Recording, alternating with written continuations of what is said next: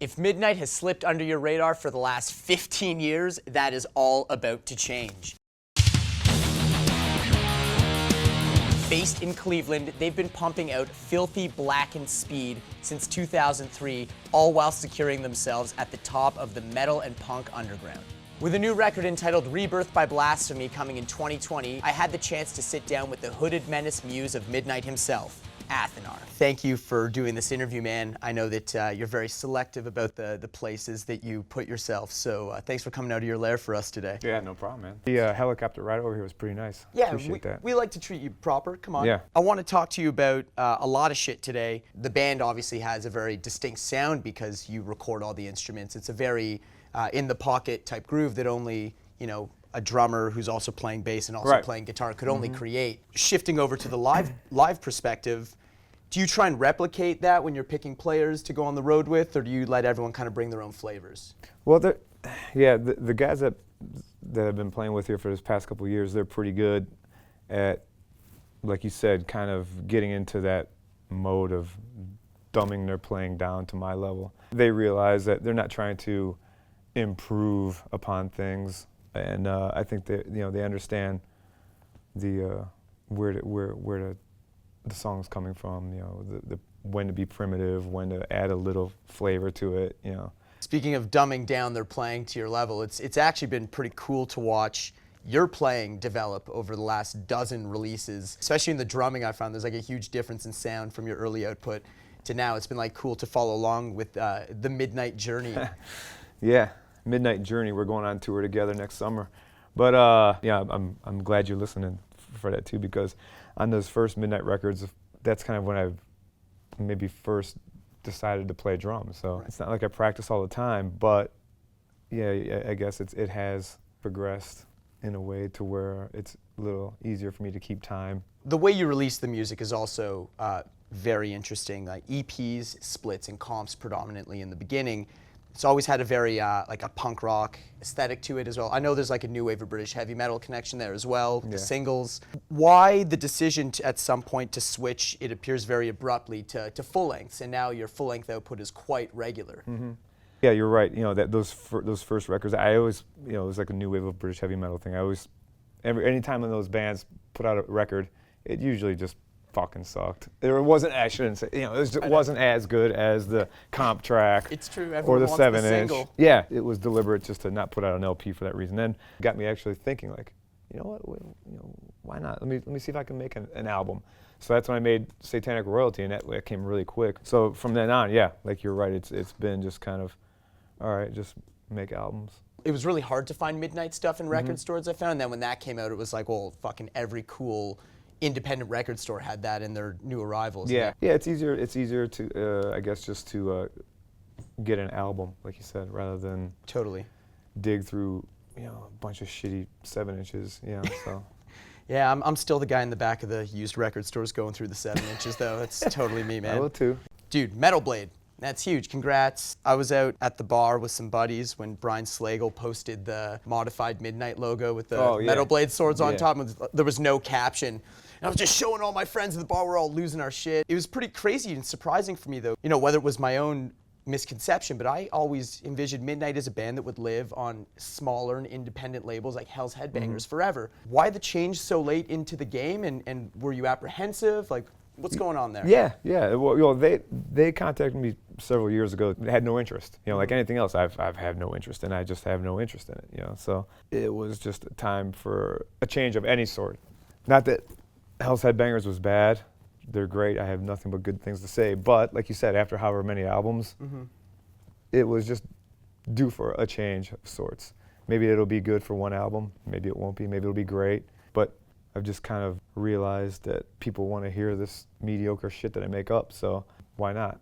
I'm still not concerned with the amount of money or whatever that, and it's not about that. It was about just a change. And it is cool that, like you said, Metal Blade has a great history. Totally. You know, when I was a 13-year-old kid, would I ever think I'd start a band that has a record out on Metal Blade? No, not at all. So, I mean, just to be the same label mates with Trouble and bands like that is pretty cool. Speaking of more Metal Blade stuff, the 7-inch dropped as soon as the record deal got announced, And I thought it was really cool to see a larger label still actively putting out a 7-inch like that. It's a little bit abnormal in this day and age. Is the full length treated the same way as all the past Midnight releases? You're playing everything and handling production? Yeah, and it was cool that they put out that 7-inch because, you know, like you said, that doesn't really happen too much. So it's a dying art, man. Yeah, and with the exclusive B-side, the exclusive throwaway B-side. And Midnight loves their throwaway tracks, so I know that, buddy.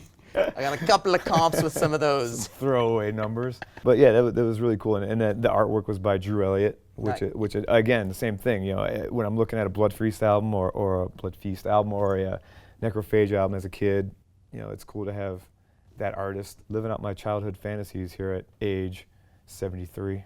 73 now. 73 years old I am now. Not bad, man. Look good for your age. Thank you, appreciate that. Midnight's always been known to have pretty cool ways of releasing things, limited and colors and all sorts of different packaging, especially with the vinyl. Is that a direct relation to you being a collector? And are you really into that culture of collecting all the variants of a record if you really dig it? No, not at all. For me, I would rather just have everything black vinyl, one color vinyl. You know, like Sabotage, Sirens. You know, you want that blue vinyl.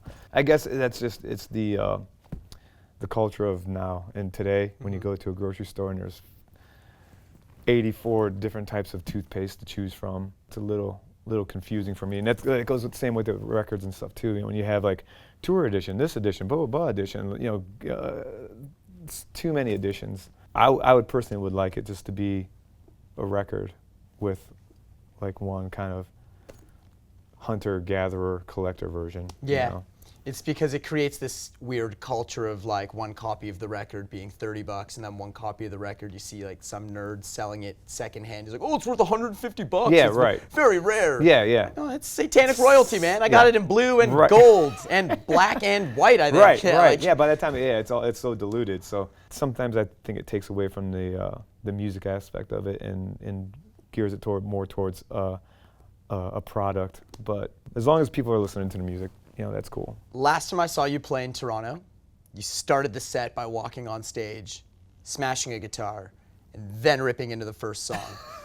This is not something that you see every day. Midnight's always been known to have an over-the-top live show, but also visually a very interesting band, from the artwork to the look.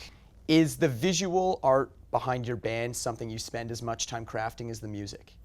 I wouldn't say as much time, no, but it is definitely thought about. I just don't want it to be full-on generic, you know, flames and skulls metal. So for me to come out and immediately smash a guitar, that makes perfect sense to me. Kind of like opens the book and says, this is what you're gonna have to deal with. Especially like on that tour was cool because we're opening for Obituary and Creator, and there was a lot of people who didn't know, you know, let them know why you're there, first of all. You know, you're there to destroy stuff. Then you're there to play music. So. I love that. At that show, I had numerous buddies. They're like not like older dudes who might not be so in touch with the underground, so they were going to see Creator and Obituary. And I'm like, you guys got to come check out this band, Midnight. It's the reason why everyone my age is going, trust me. Yeah. Specifically one dude, I remember we split up. After your set, I met up with him out front for a smoke, and he had bought the whole vinyl discography. Cool. And he was like, that was the greatest, that was better than seeing Motorhead in '86 at the concert hall. Yeah, he's like, fucking, it was wild, dude. Yeah, it's cool. That's a good compliment. You've done a lot of shit. You've seen a lot of crazy changes in both the industry and just the music in general. Were there any times where you thought it was hard to adapt to the way that things were going as time went on? I would say now. You know, you say adapt, I just always have kind of done my own thing. If people get it, they get it. If they don't, that's fine. But yeah, I do have a hard time adapting. It's the reason why I still don't have the smartphone. It's, you know, it's a reason why I don't stream, I guess, or whatever the hell. You know, I take P's, you know, so I stream that way. But I do want to get an MP3 player or an iPod or something at some point, because they do amaze me that you can have your whole collection of whatever.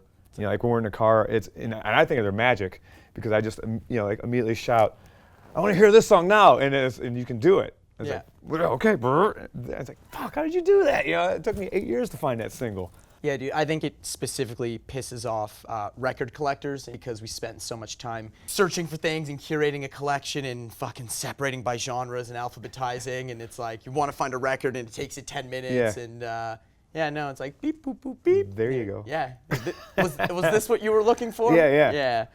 In the past, you've been pretty selective, as you mentioned, about the tours that you took on. I know that it's a band I've been following a long time, and it hasn't always been easy to see you play live. Now with the new signing with Metal Blade, Rebirth by Blasphemy coming, are there any plans to increase Midnight activity? What can we expect for 2020?